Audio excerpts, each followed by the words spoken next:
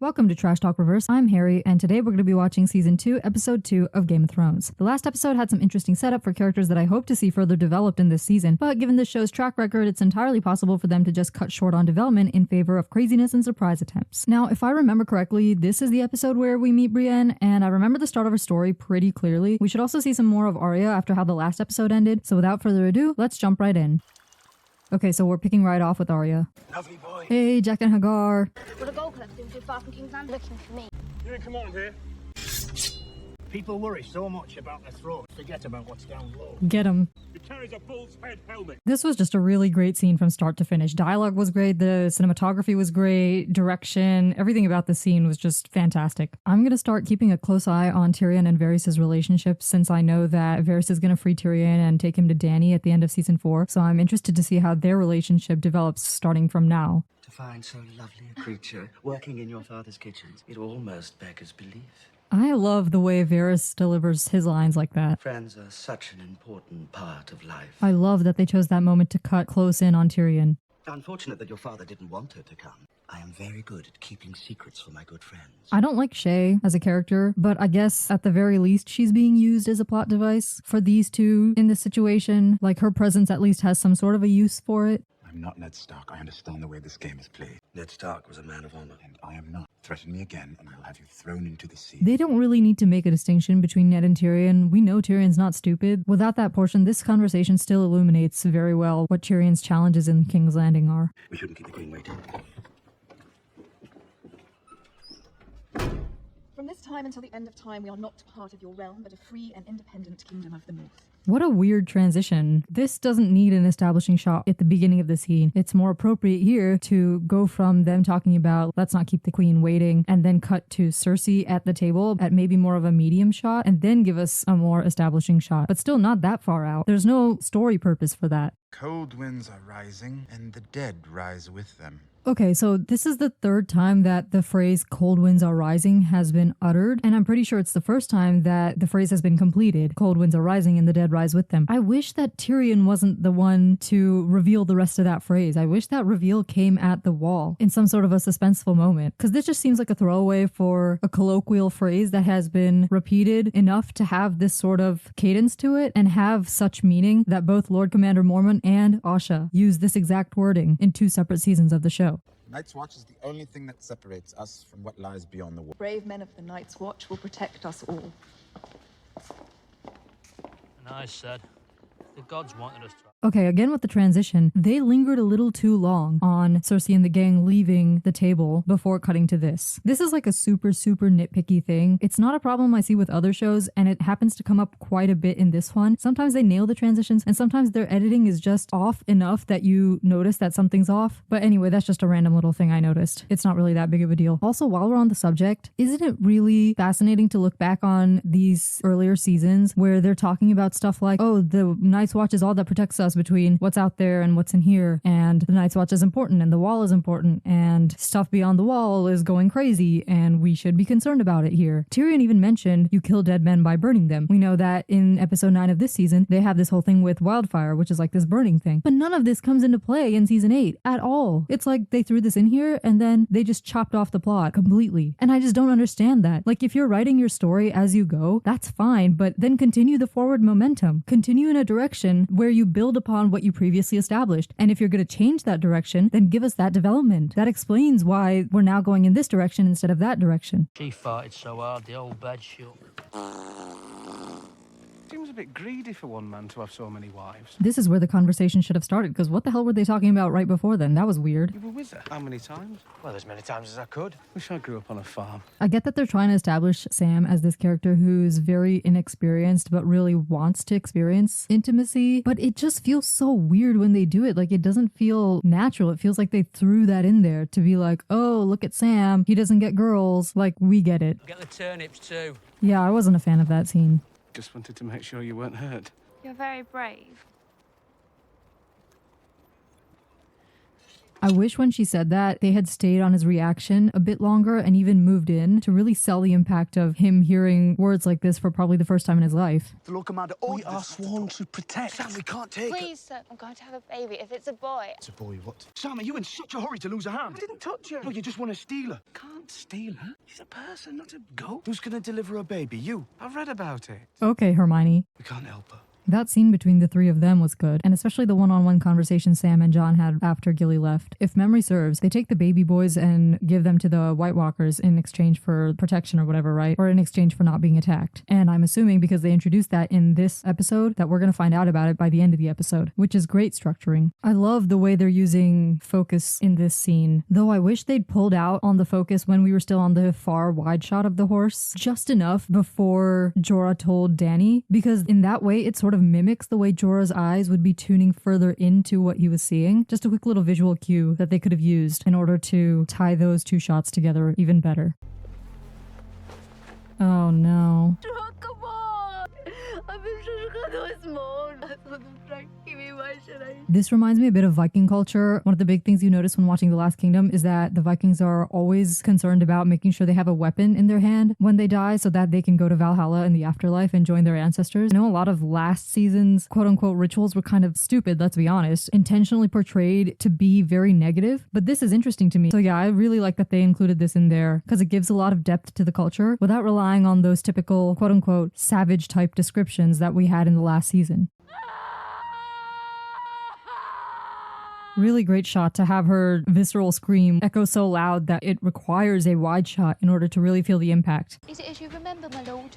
It's a hard place, the Iron Islands. I haven't had much to get excited about since I left. I hate when they do this in this show. They pick just absolutely random people for the characters to give exposition to. Like, you couldn't think of a creative way to convey this about Theon without forcing it on us through this conversation. Like, the content of the conversation itself isn't bad. It's just that the person he's talking to is literally just some random person. Like, when you're developing such crucial information about a character, please develop that through meaningful interactions that he has with other relevant people, and not by expositing about your life to some random person. You'll never be satisfied. Damn, he didn't even try no foreplay. Capture me. Take me with you when you go ashore. Father will punish me. He'll call me a whore.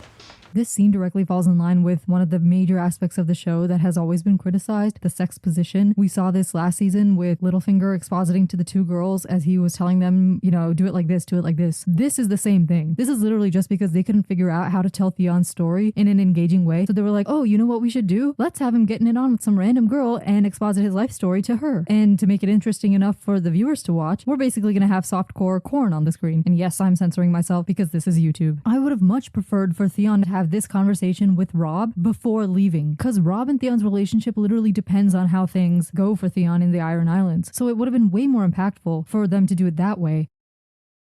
Oh great, cut from one softcore scene to another, and another. What's the point? Because we're not seeing him react in any sort of way. Like, what is the impact of him looking at this? Is this him checking on the business? Checking on the girls to make sure that they're doing satisfying work? Like, what is the purpose of this? Though ironically, not a bad transition, because the two scenes that they cut between had the same general action going on. Like, it's interesting to see how Littlefinger runs his business, like that little scene we saw with him sort of like wiping the girl's face and being like, oh, she's gonna take care of you. Yeah, that I feel is appropriate. So when you look at scenes like this, you really have to ask yourself, what is the story purpose? How is it crafted? And does this feel exploitative in its nature? Sometimes those with the most power have the least grace.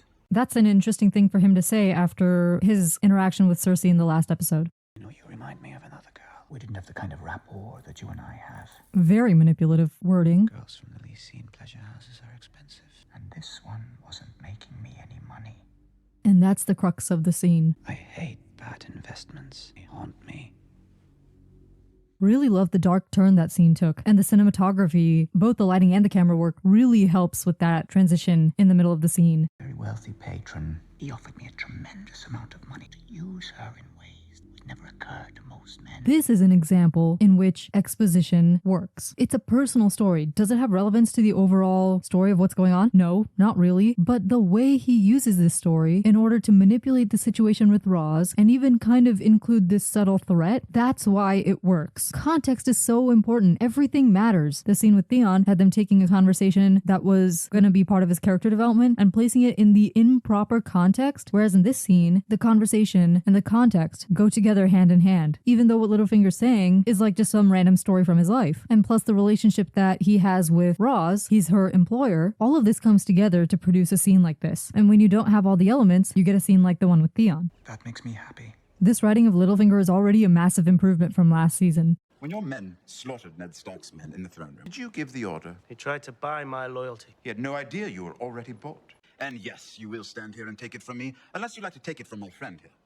He just came out of nowhere. And seeing as you betrayed the last hand of the king, well, I just wouldn't feel safe with you lurking about. Ooh, get him. The Queen herself. The Queen Regent. We shall hear what Joffrey has to say about this. No, we shan't. Where's Cersei now, Miss Power's Power? I hope you enjoy the wall. I can't remember what happens to this guy, but he dies at some point, right? I don't remember if he makes it to the wall. And he is the new commander of the City Watch. Damn, Bronn making moves. 2 days at King's Landing and he's already moving up the ladder. If I told you to murder an infant girl, would you do it without question?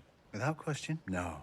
I'd ask how much. Dang. Hope to see that part of their relationship develop a bit more, especially with the way Tyrion looked at the end. Also, I really like the subtle transition from them talking about Joffrey's decision to kill the bastards to Gendry at the road to the wall. I've seen lots of battles. Two men fighting isn't a battle. They had armor on. Again, we're getting an example of a scene that works much better than a previous scene that had a similar thing going on. So the previous scene is the one where it was Ren, if that's his name, and Ed, I think is his name, and Sam. They were talking about something weird, and the conversation just felt like, who cares? But this one, is it relevant to the plot? No. Is it funny and amusing to watch these little kids talking about, oh, what's a battle? Oh, that's not a battle. Yeah. So it's not just about context, it's also about content. The content of this dialogue is much better than the one of that one. Plus the context matches because these are little kids. So it's funny that they're talking about stuff like this. And it's interesting to frame the wider story of what's going on in their world through their eyes because they're just little kids. They don't really understand the broader scope of things. When they've got armor on. And who told you that? A knight? How'd you know he was a knight? He had armor on. He's got armor on. No good's ever come of their questions. Who asked questions before? Hands of the king. Lord Arryn came first and Lord Stark came. The way Arya found out about Ned asking questions is so well done. Again, look at this organic writing. Finally, the writers actually know what they're doing. Organic reveal of information. Characters organically progressing the story forward. They didn't have to like pull puppet strings for Arya to find out that Ned Stark was asking Gendry questions. And now that Arya knows this, I'm curious to see how that's gonna fold into her development and her story going forward. Now, I know it can't go anywhere too good because we know how her story ends up later on, but this moment is good to keep in mind going forward as we see her story progress. You're a highborn then, you're a lady. But all that about cocks, I should never have said. I've been pissing in front of you and everything. I can't believe the show had the audacity to turn this relationship physical in season 8. Like, I cannot believe y'all had the audacity to do that. Because right now it's given like fun little sibling dynamics, surrogate sibling dynamics, because neither of them have a family at the moment. And just think about it from this perspective. Gendry is like probably early 20s. I actually don't remember his age, but he's significantly older than Arya. He's at least a teenager and she's a child. So even though she's 18 in the 8th season, it's like, that's still really weird, dude. Like, you knew her when you were practically an adult and she was a little kid. That's very weird. Love this shot. Great coloring. Great coloring across most of these locations so far in this episode. The only living son of Balon Greyjoy. He's like, we do not care. I can take you there. I bet you can. I literally already rolled my eyes, and that's because what is the obsession with incest in this show? Like, what is the story purpose? Because I don't remember how far these two go before it's revealed that Yara is Theon's sister. But literally, why reveal it like that? Like, what's the purpose? What's in it for Yara to be like, oh, I know this is my brother, let me trick him into, you know, like, it's just so weird to even say out loud. Like, I get she's using his weakness against him to get him to exposit stuff, but you really just let your brother do this. Like, that's wild to me. Like, I'm literally gonna have to censor this because Theon was getting his hands down and dirty. Stark had you longer than I did. 9 years, is it? They took a frightened boy. Bauble round your neck. Did you pay the iron price for it or the gold? Did you pull it from the neck of a corpse you made? Or did you buy it? I don't have my son dressed as a whore. This scene does 20,000 times more for Theon's insecurities than anything we got in season 1. I think it was 2 scenes. They had Tyrion and Roz both point out to Theon like, oh, the Starks kind of own you. And then there was a scene with Robb in which he acted in a way where it seemed like the writers were forcing Theon to be like, oh, I guess I don't really belong here. Just like planting seeds in his mind. But it was done in a really forceful way. I'm not going to go on about that because y'all already know what I said about that, and especially how it sort of disappeared magically after that scene took place. We really did not need any of that. Like, it was so forcefully shoehorned in. It's one thing if you're going to set up character ahead of time to when something's going to happen, like for them to have the betrayal in this season. Yeah, sure, it's definitely appropriate to have the seeds sown in during season 1, but don't be so forceful about it. That's really annoying. Like, if it's not coming about organically, then don't bother. Yara? So good to see you, brother. That's wild. So he knew he had a sister.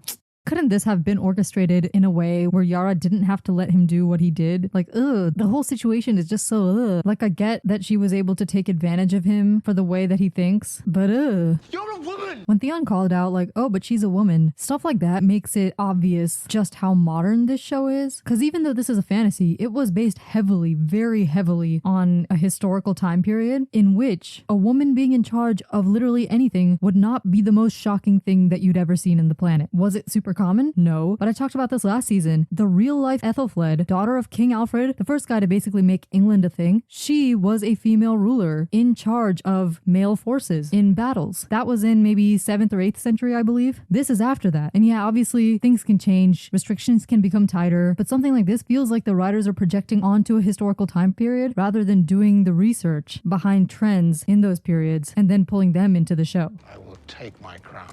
That is who we have always been. This is when it makes sense for Theon's identity crisis to kick in. We're not attacking King's Landing so that you can rape the Queen. I'm not going to rape her. I'm going to fuck her. As if she would just let you. Everywhere I go, people tell me about the true God. The one true God is what's between a woman's legs. Man chops off your fingers and you fall in love with him.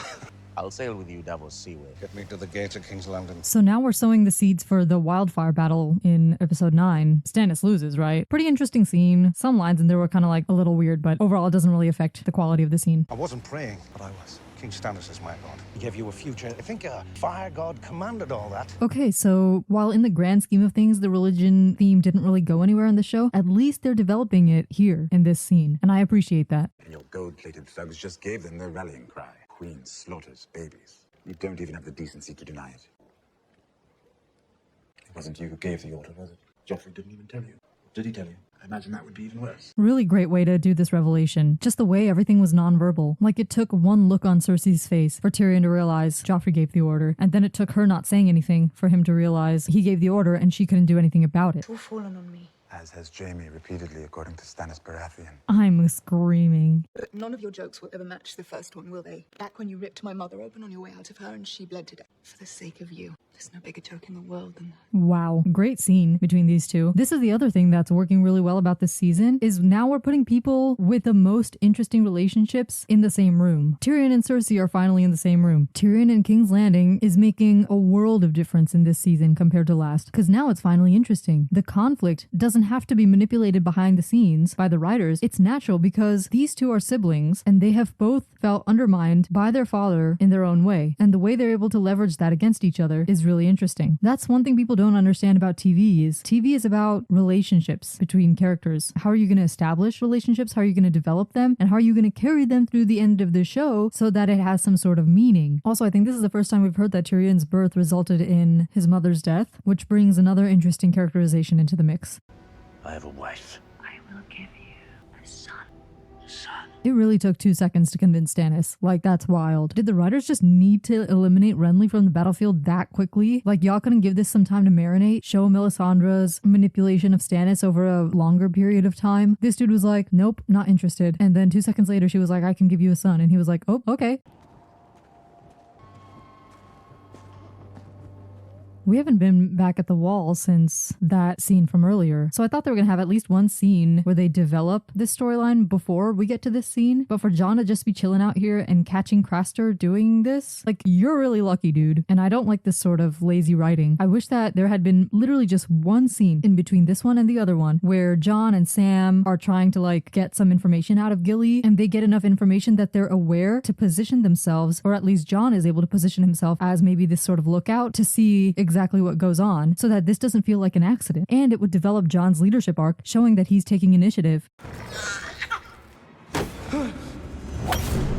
that's a wrap on season 2, episode 2, and this episode was mostly really good, and it was a huge step up even from episode 1. As I mentioned before, there were still some scenes that had issues, but the same episode had scenes of a similar vein that actually were crafted really well. And that leads me to believe that sometimes they just didn't know what to do with certain scenes, and maybe there was a time constraint and they had to get the episodes written, so they forced the story in those scenes because it wasn't coming out naturally, and that makes them feel like first draft material. Because sometimes you just have to get something on the page and then you have to take some time away, and then once you've taken those several weeks or even months in some cases, you can come back with fresh eyes and suddenly it's also clear how this story could come about or how this scene could come about. But when you're making a TV show, that's not something that most shows even have the luxury of doing. You have to write your drafts and revise your drafts in a pretty quick succession, so you don't really get that breathing room to give you the insight that's needed to truly revise and perfect the drafts that you've written. This could have helped with streamlining the overall episode so that we could have room for that extra scene with Jon Snow and the gang trying to figure out what Gilly was talking about, so that it didn't feel like he just accidentally stumbled upon this extremely important plot point at the end. Also, I thought this episode would be Catelyn showing up at Renly's and everyone meeting Brienne, but I guess that's going to be in the next episode. I'm not a fan of the way they wasted Renly, but that's something I can talk more about once I actually see it play out again. So for now, let me sign off and I will see you in the next one.